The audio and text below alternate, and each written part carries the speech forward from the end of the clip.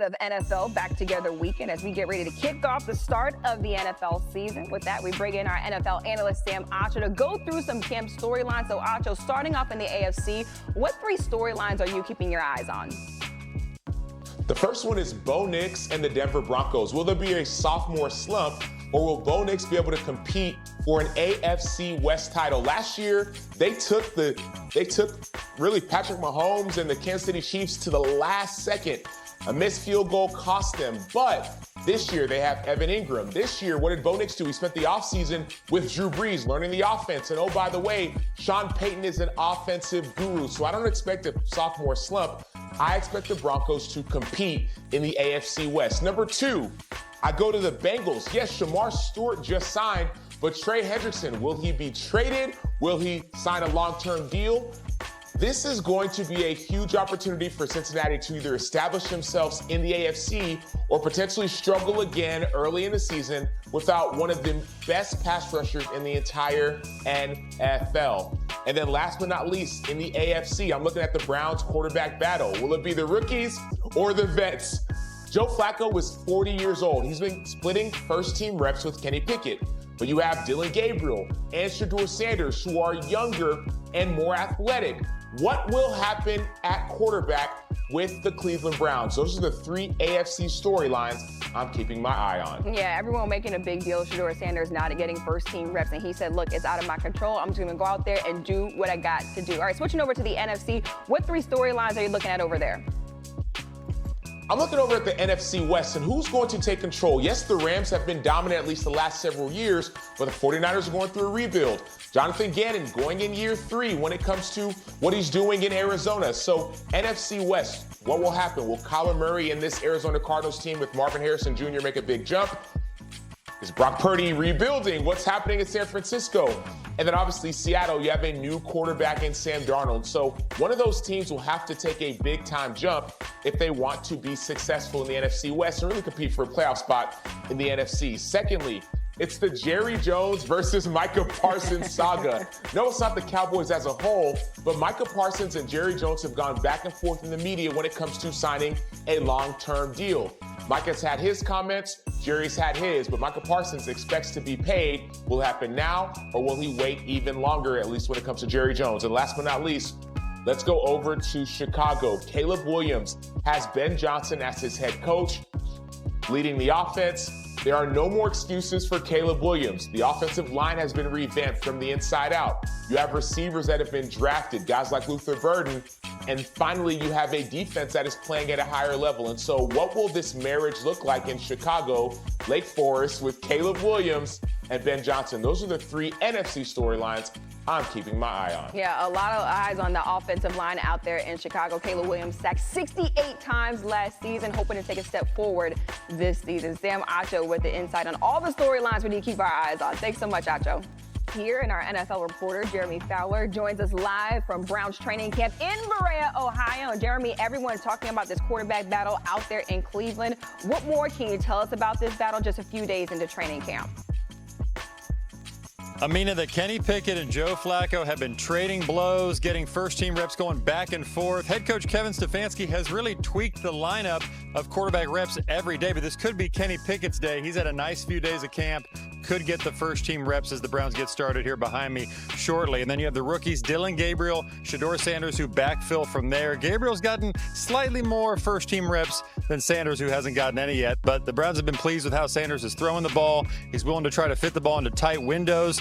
And right now, it does feel like anything's possible. The Browns' plan is pretty clear right now. Let's get players on dual fields, as many reps as we can over the first few weeks of camp, similar to the spring, and then they'll sort of crystallize the pecking order of things as they get closer to preseason game action. Yeah, it's still very early, a lot of competition to go. Let's go to the defense. Myles Garrett earned himself a big payday this offseason. What expectations does he have for himself and the rest of this defense this season?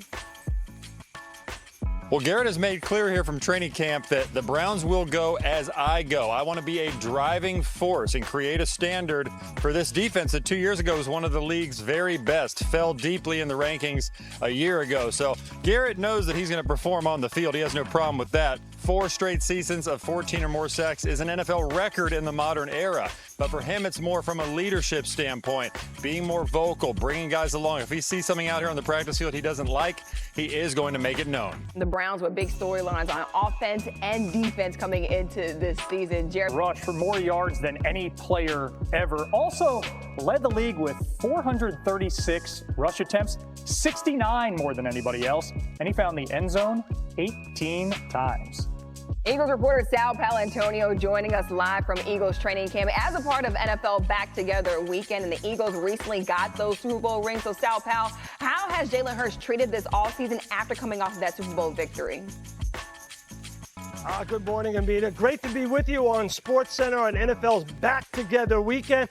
And look at this spectacular day we have here in South Philadelphia at the NovaCare facility, home of the Super Bowl champs, our first national TV live look. And practice will begin in about 2.5 hours. And you're right, Jalen Hurts has been setting the tone. He went and he saw Michael Jordan, his mentor, to talk to him about how to reset, about how to regenerate. When you're at the top of the mountain, to get back, what do you have to do? Mind and body and soul. And Nick Sirianni said that to the team when he gathered them this week. But Jalen Hurts, he's the CEO. He's the tone setter. He's the enforcer of the head coach's message. I want you to listen to this, not only what he says, but how he says it. Ultimately, it's a new journey. It's a blank canvas, and we are who we are. We have what we have.